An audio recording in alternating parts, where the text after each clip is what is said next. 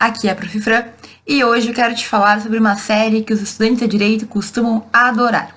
É uma série americana que em inglês a gente chama de How to Get Away with Murder e em português recebe a tradução de Como se livrar de um assassinato.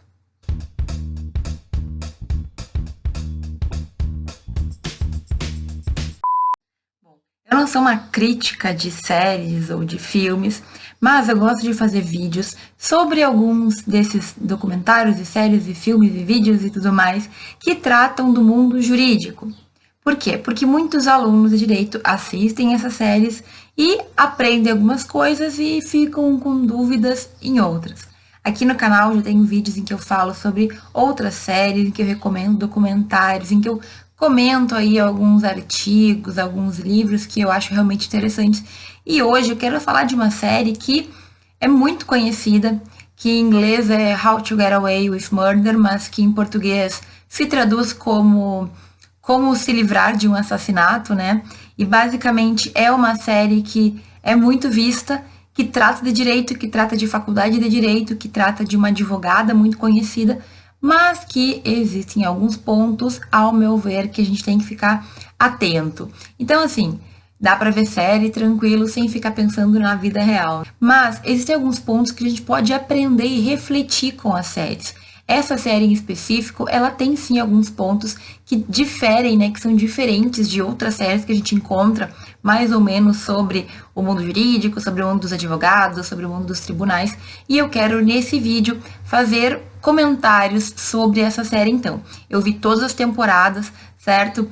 São 4, 5 temporadas que estão liberando ainda, mas todas que estão disponíveis no Netflix eu já vi. Existe também, como tu vê pela Globo, a Globo passa, parece que a Sony também, o canal Sony também passa a série, mas sinceramente acho que é mais fácil assistir aí pelo sistema de streaming, porque tu vê quanto tu quiser, né, não tem que ficar esperando sair o novo episódio e tudo mais. Eu vi pelo Netflix, é bem rápida de se ver, é uma série que tem poucos episódios por temporada, no máximo 15, se eu não estou enganada, por um contrato da personagem principal, né, da atriz principal. E é uma série que desperta muitos pensamentos. Então, vamos falar sobre isso a partir de agora. Se tu ainda não viu essa série, não te preocupa que eu não trago spoilers. Eu trago análises sobre algumas questões que tu vai visualizar ao longo, né, com o passar das temporadas e dos episódios. Então, só para ambientar aqui, se alguém não viu, é uma série que trata especificamente de uma advogada renomada, que também é professora em uma faculdade de prestígio. E essa advogada, então, ela aparenta ser uma advogada muito...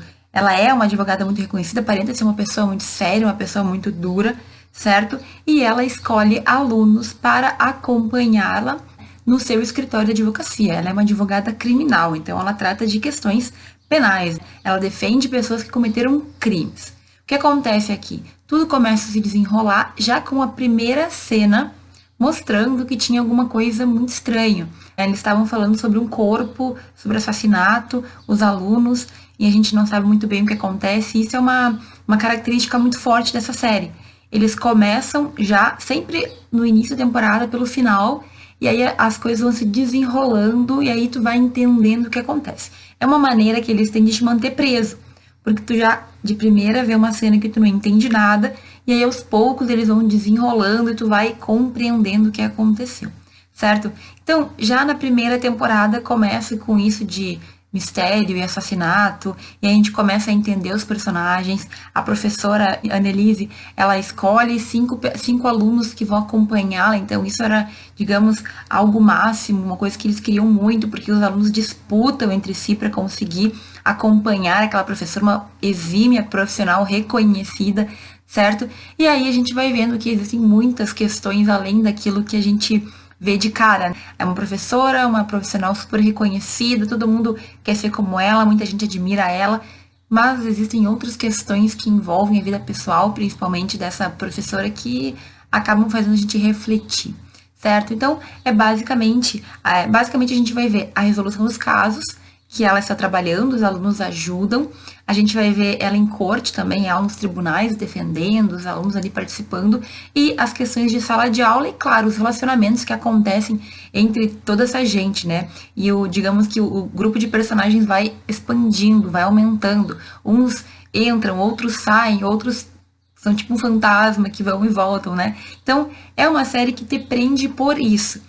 Mas, em razão de ter questões jurídicas, questões de faculdade de direito, questões de faculdade de direito nos Estados Unidos, eu quero fazer alguns comentários que são importantes, não só para que tu entenda ali a série, mas para que tu também possa, digamos, pensar sobre isso, certo? Tu vai ver que muitas coisas são similares à faculdade do Brasil, mas a maioria delas são muito diferentes. E aí, a gente mesmo estudando direito fica ali se perguntando se é aquilo mesmo, se é daquele jeito que acontece e tudo mais. Bom, primeira coisa, acredito que chama mais atenção quando a gente começa a ver a série, ela começa a se desenrolar, são as questões de sala de aula mesmo. Então, a gente está tratando de uma faculdade de direito nos Estados Unidos. É importante ressaltar que não é uma faculdade, digamos, inicial dos alunos. Para as pessoas estudarem direito nos Estados Unidos, eles têm que fazer uma graduação antes. O direito é como se fosse uma pós-graduação. Então, tu tem uma faculdade antes, que pode ser de diversos ramos, tu não tem especificamente que fazer alguma faculdade na área jurídica, e aí tu ingressa em uma law school, que não é uma faculdade de direito, eles usam um termo um pouquinho diferente justamente porque tu já tem uma graduação, e aí tu vai fazer essa formação em direito que dura cerca de 3 anos. Cada estado vai ter, claro, os seus detalhes, o seu regramento, mas isso explica o porquê daquelas faculdades de direito que a gente vê lá nas séries e tal serem tão diferentes das nossas. Por quê? Porque os alunos que estão ali, eles já têm uma graduação. Então, são alunos que já tiveram, a princípio, toda a base de matérias propedêuticas, de matérias iniciais, para iniciar direto no mundo jurídico. Eles já começam falando direto de direito penal, como tu consegue perceber nessa série. E, detalhe, a professora, ela cobra que os alunos andem sozinhos. Não sei se tu já viu, se tu for assistir essa série, tu vai perceber que os alunos já chegam preparados para a aula. Eles têm uma carga de leitura muito forte, porque a ideia é que o aluno estude, o aluno saiba, e os professores, eles têm um método mais socrático, né? Eles mais perguntam e questionam e pressionam o aluno.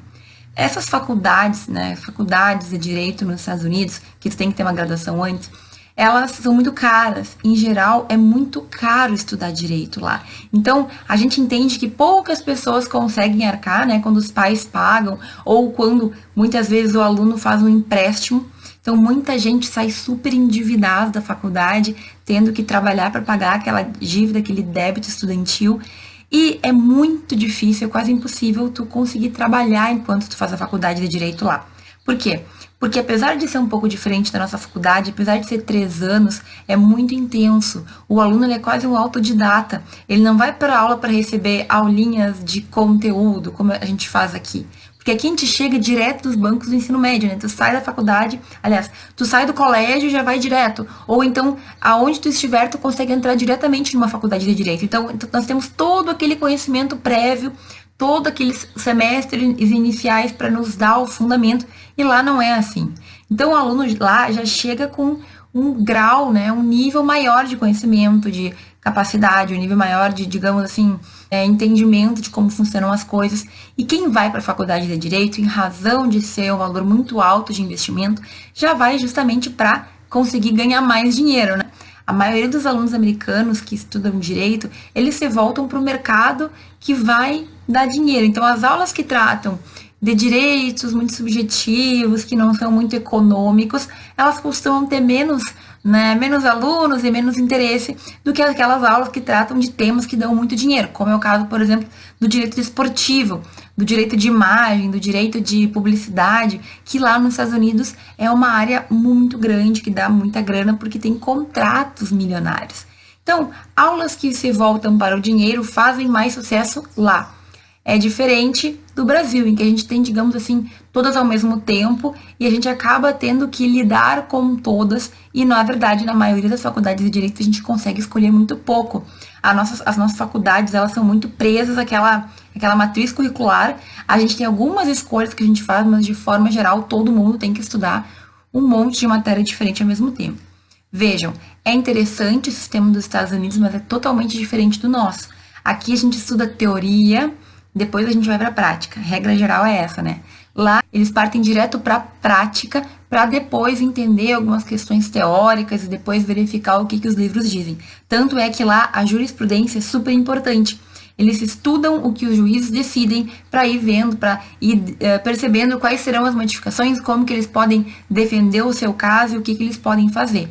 Então, primeiro ponto, direito nos Estados Unidos é bem diferente do direito no Brasil e nos países de civil law, principalmente. Nós temos sistemas totalmente diferentes. Então, não fica te sentindo mal se tu perceber que aqueles alunos lá parece que eles são, assim, superdotados e inteligentes. Claro, inicialmente a gente já começa com o fato de que é um programa de TV, né? É uma série, tem que ter um pouco de drama, um pouco de palco ali. Mas entenda que na vida real os alunos chegam mais preparados porque eles já são formados em outra faculdade. Ali é uma pós-graduação, já é um nível superior de ensino. E em razão de ser o mercado que as pessoas querem ganhar dinheiro, porque justamente entram nessa pós-graduação, nessa faculdade de Direito para melhorar os seus rendimentos, a competição é muito forte. Isso a gente também percebe na série e é uma questão que está ligada justamente com a cultura do direito nos Estados Unidos. Outro ponto bem interessante de se observar é que nessa série jurídica, apesar de ela também fazer parte dessas que são as queridinhas dos alunos, do pessoal de direito, ela é um pouco diferente das demais, certo? Nessa série, eu tenho a percepção de que a questão da imagem, no sentido de roupa, no sentido de salto alto e terno, não é o foco principal. Eu falo isso porque quando eu analisei aquela outra série Suits, que eu vou deixar aqui o link para tu ver se tu não viu, era um ponto que lá me chamava muita atenção. Eles falavam o tempo inteiro de marcas, de terno, de marca de roupa, de bolsa, de sapato. E na How to Get Away with Murder eu não vejo tanto. A Annalise, que é a personagem principal, que é a advogada, ela se veste bem, ela se veste muito bem. Mas a impressão que eu tenho é que o foco é um pouco diferente. A imagem também importa, mas é de uma forma diferente, sabe por quê? Porque ela é uma advogada que profissionalmente é muito renomada, é reconhecida, é admirada. E ao longo dos episódios a gente vai percebendo que apesar da vida profissional dela ser muito boa, a vida pessoal é cheia de questões e dilemas e problemas e sofrimentos. Então, olha que interessante. Enquanto profissionalmente ela é a mulher forte, ela tem que ser aquela pessoa que faz acontecer, ela é firme, ela é dura. Na vida pessoal dela, não que ela seja mole, mas ela sofre muito com várias questões.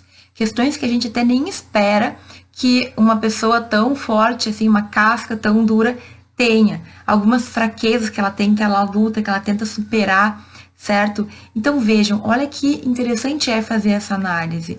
Enquanto perante os alunos, perante a faculdade, perante o tribunal, os jurados, o juiz, ela é uma mulher extremamente confiante, segura, dura, né, dona de si mesma. Muitas e muitas vezes na vida pessoal dela, ela é um fracasso. E aí a gente percebe como, né, as coisas podem se dividir, como ela consegue manter por muito tempo essa imagem da professora exemplo. Além do mais, ela é justamente, talvez por ser uma advogada criminal, né, uma professora muito séria, muito rígida com os alunos. Ela cobra muito, ela corta, entre aspas, ela dá patada, como a gente fala. Ela é uma professora má, entende? Tipo de professora má, mas que é reconhecida pelo seu trabalho. É mais ou menos assim, os resultados falam por ela, certo? E aí a gente tem que perceber que na vida real a gente vai encontrar muitas pessoas assim, não no mesmo sentido, mas muitas pessoas que fazem uma imagem para os externos, para os terceiros, mas que lá dentro de si não é bem assim. A história de vida, a história de superação, os sofrimentos que a Annelise tem ali a gente vai conhecendo, vai se aprofundando aos poucos, eles são muito fortes, eles são muito grandes, eles são complexos de serem resolvidos. Mas, profissionalmente, ela mantém uma pose totalmente, né, diversa. Então, é muito interessante perceber porque esse paradoxo, ele existe na nossa sociedade. Muitas vezes a gente é obrigado profissionalmente a ter a postura, a ter a imagem, quando na vida pessoal pode ser que a gente esteja acabado, destruído. E aqui a gente percebe perfeitamente isso. Os alunos não são tão assim, né? Então eles já conseguem, a gente consegue perceber de cara quando tá bem, quando não tá. Por mais que eles tentem manter uma pose, não chega nem perto das poses da Annelise, né? Que é o exemplo deles. Então, em muitos momentos ela é odiada por eles. Em muitos momentos ela é, assim, exaltada, admirada. Então, é um misto de sentimentos. Mas a gente percebe que enquanto ela é uma na faculdade, nos tribunais, em casa ela é outra. Ela é uma pessoa que precisa também de uma certa ajuda e, ao mesmo tempo, quando ela precisa, ela é forte.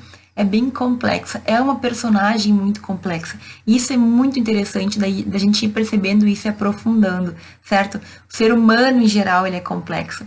Então, resumindo esse ponto aqui, a gente não vai ver nessa série, ao menos na minha percepção, a ideia da imagem ligada à roupa. Mas a gente vai ver a ideia da imagem profissional versus a imagem pessoal. E quando tu começa a perceber que existem duas pessoas em uma só, parece que é mais intrigante. E aí os relacionamentos vão aparecendo, alguns detalhes vão mudando todo o caminho da história e a gente fica cada dia mais ligada ali naquela história.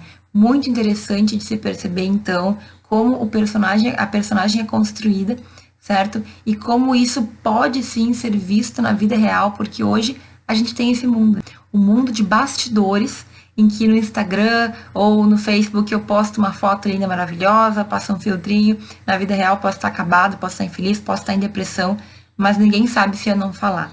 Então, ali é a perfeita visualização do mundo no bastidor e o mundo no palco. Então, o meu palco ele é perfeito, o meu bastidor pode ser que não seja, mas ninguém vê o bastidor, a gente só vê o palco. Ótima reflexão ali naquela série aqui, nessa série a gente consegue ver com perfeição todas essas nuances e essas mudanças da personagem. Nessa série, a gente também observa como o mundo jurídico é retratado de uma forma bem suja, assim. Então, como eu falei, os alunos entre si são muito competitivos, mas a própria professora, ela quer ganhar a qualquer custo. E como ela é uma advogada criminalista, ela defende pessoas que cometeram crimes. Qual que é o cuidado que a gente tem que tomar aqui? Na regra geral, né, as pessoas em geral, a sociedade em geral, não vê com bons olhos advogados criminalistas. Então, ser um advogado criminalista, em qualquer lugar que seja, é tu ter um olhar torto aqui ou ali, porque as pessoas acreditam, esse é um pensamento, um senso comum, né, que a pessoa que cometeu o crime, ela tem que ser julgada e condenada com certeza e vai pra cadeia. Ali na série, a gente percebe que, além desse fato, que é um momento que eu quero comentar daqui a pouquinho, eles fazem de tudo para ganhar. Então, assim, eles cometem hack, eles hackeiam computadores, eles enganam pessoas para conseguir informações, eles pressionam e coagem pessoas para conseguirem o que eles querem. A professora manda realizar independentemente de como seja, certo? A gente começa a perceber também que quando tu toma consciência, tu tá torcendo pelo lado que matou outra pessoa. Ah, mas é que naquele caso mataram porque teve um motivo. Tudo bem, mas e aí?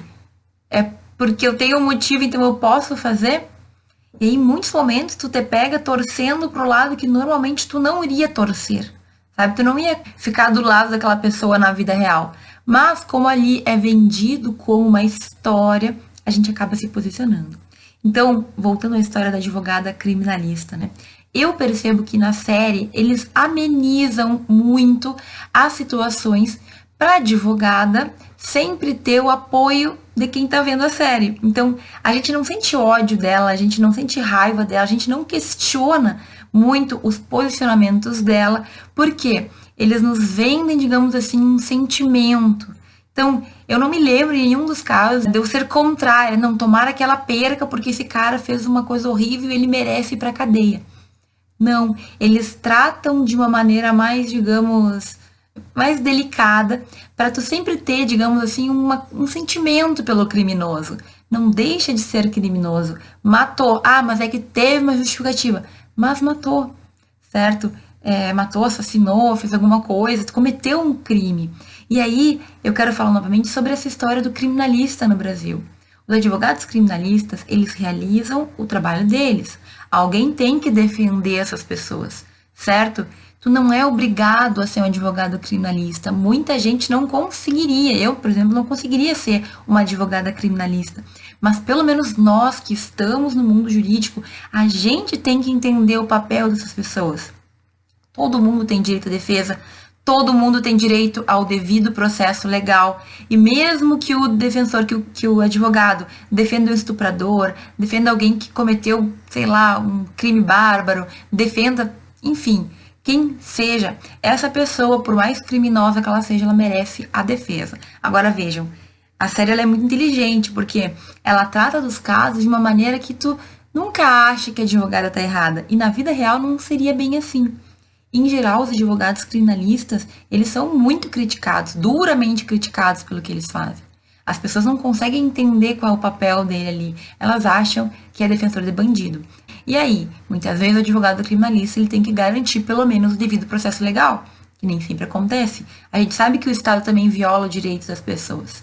Não é porque tu cometeu um crime que tu tem que ser vítima de outro, né? Então as coisas têm que ser, de certa forma, a gente tem que tomar um certo cuidado. Mas aqui na série o que eu vejo, além desse fato do advogado criminalista que ele é, digamos assim, tratado como uma figura de publicidade, como uma figura de cinema, né? Então tu idolatra aquele cara, porque ele sabe muito, a advogada no caso, ela sabe muito, ela entende muito, ela ganha os casos e tu torce para que ela ganhe. Na vida real não seria assim, né? E eu percebo que também tem essa questão de, aparentemente, o direito ser realizado somente por coisas escusas. Então, a Annalise tem um empregado que faz ali a parte suja, eles têm jeitinhos de chantagear pessoas para conseguir o que eles necessitam, cada um vai dando o seu jeitinho e assim vai andando a vida. E, de forma geral, todo mundo se escapa, pelo menos os personagens principais se escapam daquilo que eles cometeram, daquilo que eles fizeram de errado. Então, esse ponto aqui, para mim, não é muito legal. Tudo bem que a gente sabe que existe muita coisa errada no direito, mas não do jeito como eles colocam, assim, sabe? Não assim de tu conseguir tudo por meio de meios escusos e o mais espertinho sempre se dá bem. Então, fica ligado nisso, assim, não é a vida real exatamente, não é bem assim que funciona. E o direito também não é só coisa ruim, não é só jeitinho e maneira de conseguir de forma errada as coisas que a gente quer. E aí, no último ponto, eu quero te contar um pouquinho sobre a minha percepção pessoal, né, dessa série. Assim, é uma série que ela nos prende, porque eles têm toda uma organização que faz com que tu queira saber o que vai acontecer, que tu queira saber o que vem pela frente, mas, ao mesmo tempo, eu entendo que ela é muito separada da realidade, sabe? Já no início, quando eu comecei a ver, assim, eu sentia que aquilo não parecia real. Entende? Justamente um pouco pelo que eu acabei de falar, que é o fato de que tudo se dava um jeito, eles conseguiam de formas mirabolantes tudo que eles precisavam, sempre, sabe, as coisas se ajeitavam de uma maneira totalmente inesperada. E antes que tu me fale que é uma série, eu sei que tem que ser teatral, eu sei que tem que ser interessante, que se eles fossem ficar mostrando advogado escrevendo o processo, não ia ter nenhuma graça, não ia ter nenhuma grande surpresa. Só que existem séries jurídicas que não passam essa imagem de isso nunca aconteceria. Quando eu comentei sobre Suits, por exemplo, tirando um que outro fato que não parece real, é uma série que eu sinto que poderia estar acontecendo. Aquilo tem seus detalhes de enredo, mas poderia acontecer. Já esse caso aqui de How to Get Away with Murder, eu tenho a impressão que não, sabe? Várias coisas acontecem. Eu não quero dar spoiler, mas quando tu vê, se tu já viu, talvez, tu vai perceber que tem algumas situações que não parecem real. Sabe, um misto de acontecimentos que não... É muito, muito fora da realidade.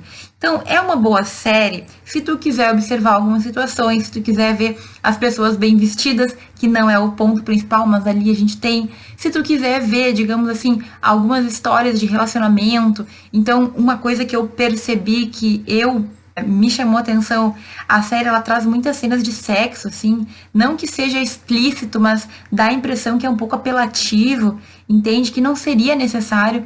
Em outras séries a gente não vê isso. Se tu insinua que vai acontecer, as pessoas que estão vendo já entenderam. Não, na How to Get Away with Murder eles ficam mostrando um pouco mais, entendeu? Muitas referências sexuais. É o jeito, né? É uma série que versa sobre morte, sobre sexo, sobre pontos fortes, mas eu pessoalmente entendo que é um pouquinho apelativo, da mesma forma como eles organizam o enredo também.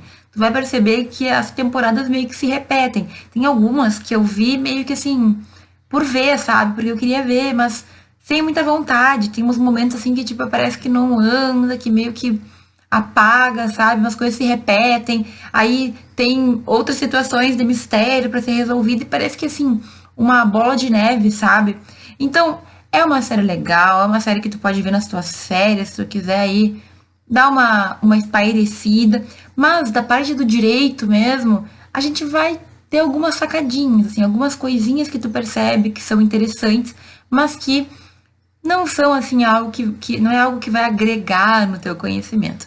É uma série interessante, a gente pode olhar, aí tu pode perceber isso que eu te falei na questão mais de pessoas. É interessante entender algumas questões, algumas situações que as pessoas passam. Então, como eu disse, existem personagens ali que são extremamente fortes, mas que passam por momentos de muita dor e sofrimento, e aí tu começa a refletir sobre o ser humano, nada jurídico, mas que pode te ajudar a pensar, a refletir, a amadurecer algumas questões. Eu, assim, quando eu vejo filme, quando eu vejo série, às vezes cai a ficha de alguma coisa. Não sei se já aconteceu contigo, simplesmente nada aconteceu. Não, só um pouquinho. E eu tô fazendo isso, isso, isso. Será que na minha vida tá certo? Eu sou dessas. Eu tô sempre olhando ali, distraída, de repente vem um insight, vem um pensamento, assim, que eu não tinha pensado até então. Então, eu gosto de ver séries quando eu tenho tempo, eu gosto de ver filmes. Sempre vou recomendar, ou vou comentar, pelo menos, dizendo o que eu penso daqueles que eu vi. E eu espero que tu tenha gostado dessa minha análise de How to Get Away with Murder.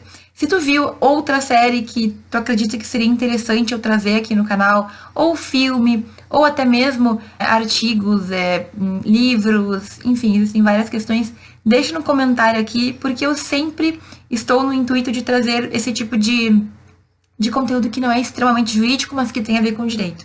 E eu acho legal porque a gente tem que fazer uma análise diferente dessas que fazem, porque quem não é do direito não pensa como a gente é do direito, sabe? Então, eu não posso falar de fotografia, nem sei direito o que é isso, mas eu posso falar sobre pontos que me chamaram a atenção e que talvez possam contribuir nessa tua evolução aí, como estudante, como jurista, como uma pessoa melhor. Ok? Espero que tu tenha gostado. Se tu gostou desse vídeo, curte aí, que é importante pra mim. Manda pra algum amigo que ama ou que odeia How to Get Away with Murder. Vê se ele concorda. Se não concorda, comenta aqui embaixo. Eu gosto sempre de ter essa interação, tá bom? Muito obrigada por ter visto esse vídeo até aqui. E a gente se vê no próximo.